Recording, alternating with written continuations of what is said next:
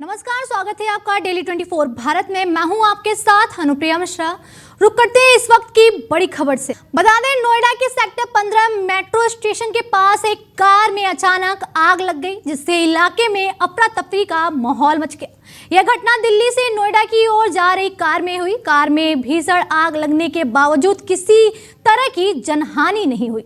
वहीं सूचना मिलते ही दमकल विभाग की टीम तुरंत मौके पर पहुंची और आग को नियंत्रित किया। फिलहाल दमकल विभाग आग लगने के कारणों की जांच जुटा हुआ है और घटनास्थल से साक्ष्य जुटा रहा है। अधिकारियों का कहना है कि आग लगने की वजह का पता लगाने के बाद आवश्यक सुरक्षा दिशा निर्देश जारी किए जाएंगे।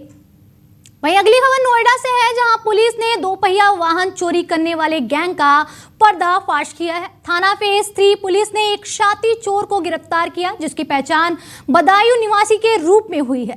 बता दें, गिरफ्तार चोर मास्टर चाबी का उपयोग कर पलक झपकते ही बाइक चोरी कर लेता था।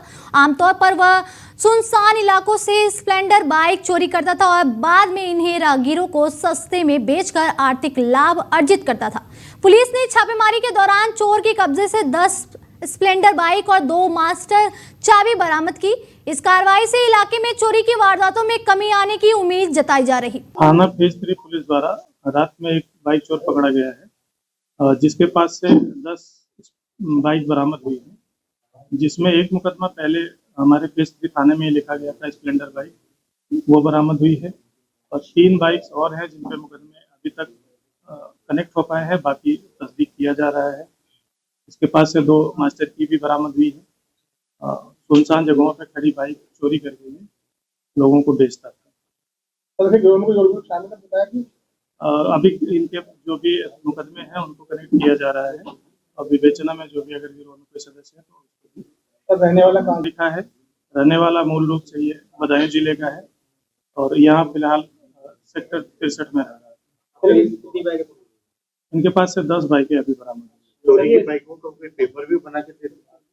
अब वो अभी पूछताछ में ये बात सामने नहीं आई। इनका पहले हाँ, पहले का आपराधिक इतिहास रहा है। एक तो हमारे थाने का फेज 3 का ही, बाकी 2 और मुकदमे कनेक्ट हुए हैं, बाकी और तस्दीक किया जा रहा है। कितनी बाइक कनेक्टेड हुए थे, कितनी होगी बात? 3 बाइक अभी कनेक्ट हो चुकी है अब तक, बाकी और पता किया जा रहा है। जो लोग खरीदते थे वो उनसे पूछताछ जारी, वो विवेचना में पूछताछ करेंगे। स्प्लेंडर ही क्यों चलाता था?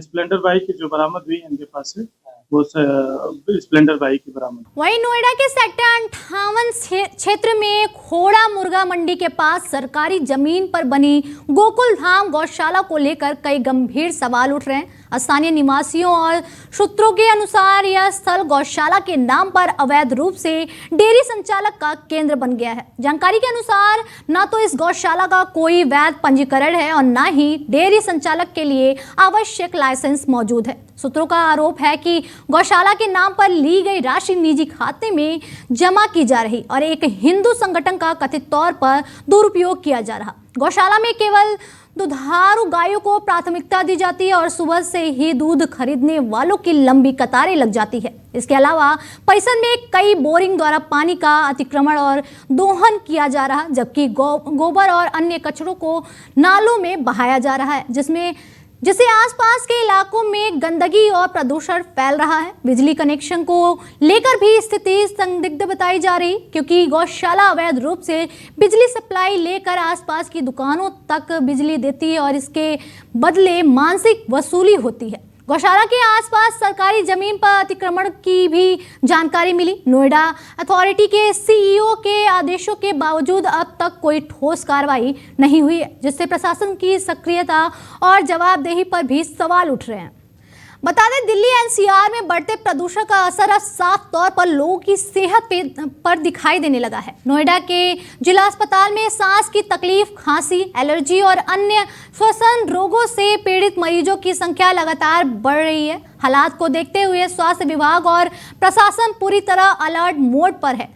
सीएमओ ने लोगों से अपील की है कि वे बाहर निकलते समय मास्क का इस्तेमाल जरूर करें और धूल धुएं वाले इलाकों में जाने से बचें। खासतौर पर बच्चों, बुजुर्गों और पहले से बीमार लोगों को अतिरिक्त सावधानी बरतने की सलाह दी गई है। साथ ही प्रदूषण के इस दौर में अत्यधिक शारीरिक गतिविधियों से भी बचने को कहा गया है। स्वास्थ्य विभाग ने यह भी स्पष्ट किया है कि अगर किसी को सांस लेने में दिक्कत, सीने में जकड़न या लगातार खांसी की समस्या हो तो तुरंत नजदीकी स्वास्थ्य केंद्र से संपर्क करें। प्रशासन की ओर से अस्पतालों और स्वास्थ्य केंद्रों में स्वास्थ्य व्यवस्थाओं को मजबूत किया गया है ताकि मरीजों को समय पर इलाज मिल सके और नोएडा प्रशासन और स्वास्थ्य विभाग स्थिति पर लगातार नजर बनाए हुए हैं।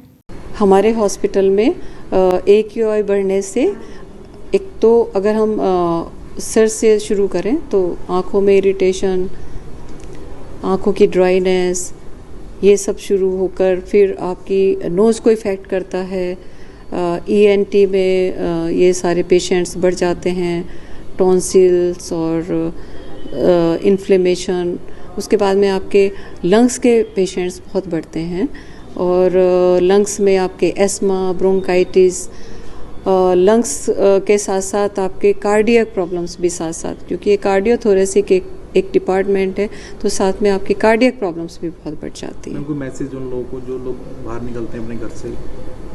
अपने घर से आप कम से कम निकलें और घर में नियमित योगा करें, मेडिटेशन करें, प्राणायाम करें और आप daily fruits and dry fruits का सेवन ज़रूर अपना शामिल रखें खाने में। और घर से अगर बाहर निकलना है तो आप मास्क का प्रयोग करें और भीड़ भाड़ वाले जगह से और पोल्यूशन वाली जगह से।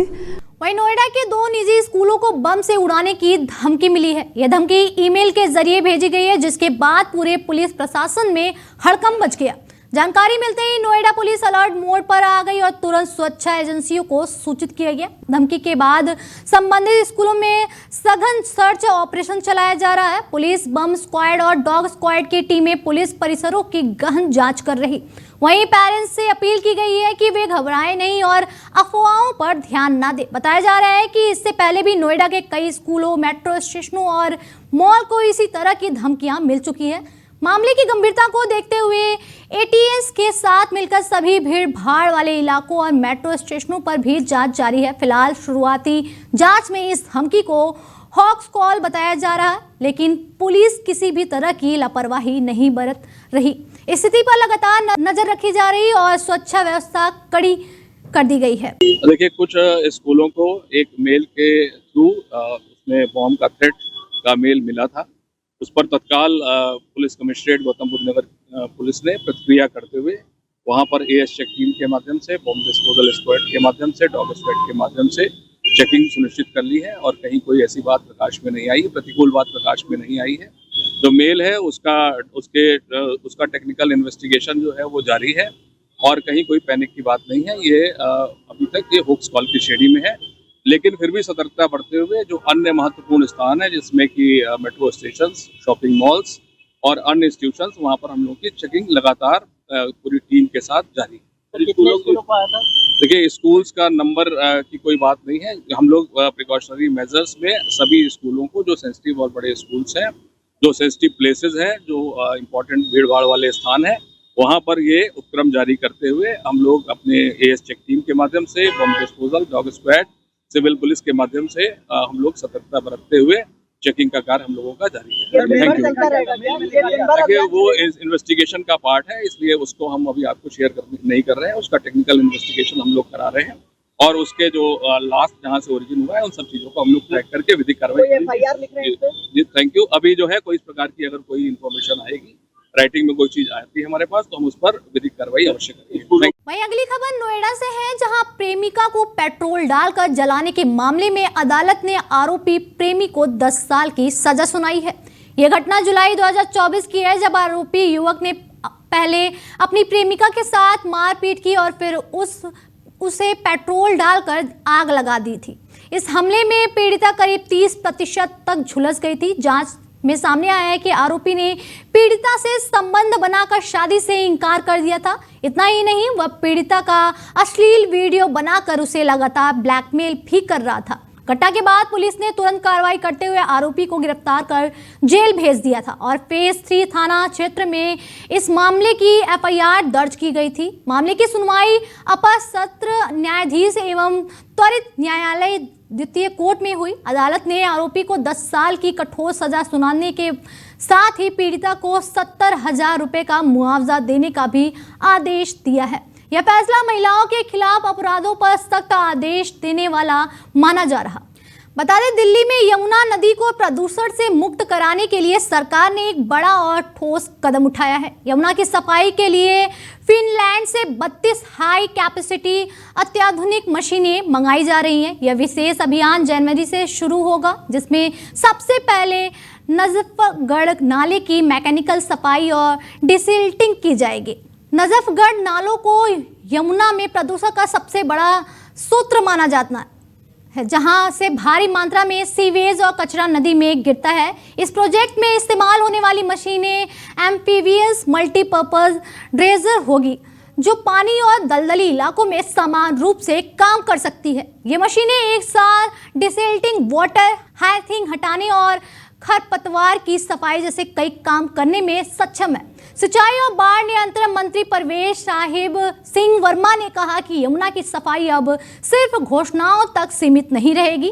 काम की लगातार निगरानी की जाएगी और टेक्नोलॉजी के जरिए प्रगति और ट्रैक किया जाएगा। योजना के तहत पहले फेज में नजफगढ़ नाले, फिर अन्य बड़े नालों और यमुना के चिन्हित हिस्सों की सफाई होगी। अधिकारियों के मुताबिक यह अभियान कई सालों तक चरणबद्ध तरीके से चलेगा। मशीनें दिसंबर के आखिरी हफ्ते में दिल्ली पहुंचेंगी और जनवरी से पूरी तरह काम शुरू कर देगी। सरकार को उम्मीद है कि इस प्रयास से यमुना के पानी की गुणवत्ता में सुधार होगा और राजधानी को एक साफ और स्वस्थ नदी मिल सकेगी। वहीं सुल्तानपुर की एमपी एमएलए कोर्ट से आम आदमी पार्टी के सांसद संजय सिंह से जुड़े आचार संहिता उल्लंघन मामले में आज कोई सुनवाई नहीं हो सकी। विशेष न्यायाधीश के अवकाश पर होने के कारण गुरुवार को तय सुनवाई स्थगित कर दी गई। अब इस मामले की अगली सुनवाई 3 जनवरी को होगी। यह मामला 13 अप्रैल 2021 का है, जब पंचायत चुनाव के दौरान बंधु आकलका थाना क्षेत्र के हसनपुर गांव में बिना अनुमति सभा आयोजित करने का आरोप लगा था। यह सभा जिला पंचायत सदस्य सलमा बेगम के समर्थन में की गई थी। इस मामले में पुलिस ने संजय सिंह समेत 12 नामजद और 45 अज्ञात समर्थकों के खिलाफ मुकदमा दर्ज किया था। मामले में अन्य आरोपियों को पहले ही जमानत मिल चुकी है, जबकि संजय सिंह की लगातार गैर हाजिरी के चलते कोर्ट ने उनके खिलाफ जमानती वारंट जारी किया था। बाद में जुलाई 2024 में संजय सिंह ने अदालत में आत्मसमर्पण किया, जिसके बाद उन्हें 20-20 हजार रुपए की 2 जमानत और निजी मुचलके पर रिहा किया गया था। पुलिस जांच के बाद कुल 11 लोगों को आरोपी बनाया गया था। जून में विशेष कोर्ट ने आरोपियों की डिस्चार्ज अर्जी खारिज कर आरोप तय किए थे। फिलहाल मामले में साक्ष्य प्रस्तुत करने की प्रक्रिया जारी है। संजय सिंह के अधिवक्ता ने बताया कि अब अगली सुनवाई 3 जनवरी को होगी। वहीं आज दिल्ली वासियों को देवी दिल्ली इलेक्ट्रिक वाहन इंटरकनेक्टर ई बसों की बड़ी सौगात मिली। बता दें, राजधानी में 400 नई आधुनिक ई बसों को हरी झंडी दिखाकर सड़कों पर उतारा गया। इनमें 295 देवी ई बसें और 105 सामान्य बसें शामिल हैं। इस कार्यक्रम में केंद्रीय शिक्षा मंत्री धर्मेंद्र प्रधान, दिल्ली की मुख्यमंत्री रेखा गुप्ता, केंद्रीय राज्य मंत्री हर्ष मल्होत्रा समेत दिल्ली सरकार के कई मंत्री, सांसद और विधायक मौजूद रहे।